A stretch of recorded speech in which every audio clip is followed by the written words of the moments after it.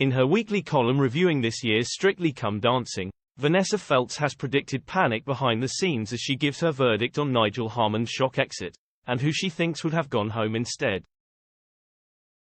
Alas, poor Nigel Harman. What rotten luck. The fellow was only rehearsing his most graceful Peter Pan-esque flying leap from a table when instead of the magical soft alighting envisaged, he crashed chronically, smashing his rib to smithereens. With erstwhile contestant Amanda Abbington lost to natural wastage along the way, Strictly needs all its celebrities match fit. An order combat Nigel threw the whole series into a tailspin. A no-elimination quarter-final, such an unthinkable phenomenon has never occurred in Strictly history. Imagine the boss's panic behind the scenes. Nigel can't dance. Can't he be strapped up, dosed up, given a steroid injection? How do you keep the anticipation roaring and the tension knife edge when everyone's just sliding smoothly back to the dance floor next week? How do you present it as a dazzling stellar achievement to make it to the semis when in fact Nigel's shattered rib was the golden ticket? Frankly, the production team didn't even try to pretend we were on the edge of our seats. In lieu of suspense, they rolled in Nigel himself, obviously in pain and claiming he was high on analgesia and Catcher Jones, so shocked to be robbed of the glitterball by a rogue rib she was a mass of sobbing incoherence. They were in a ripe old state.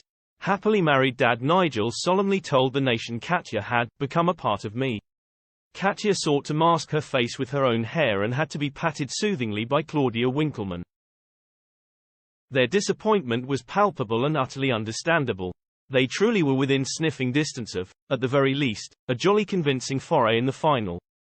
To be robbed of the chance so late in the game must have been beyond heartbreaking.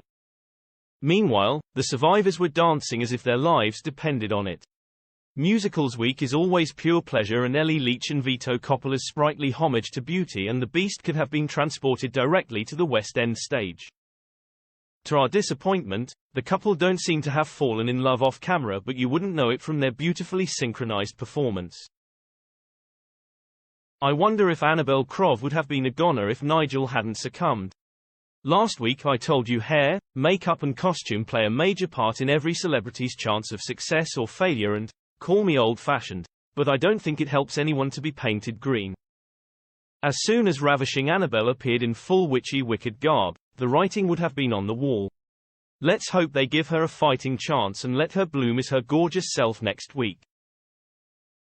Bobby and Diane showed guts and a touch of recklessness when they attempted the iconic Dirty Dancing lift. Was it the arrogance of youth, or had Bobby simply never seen the movie?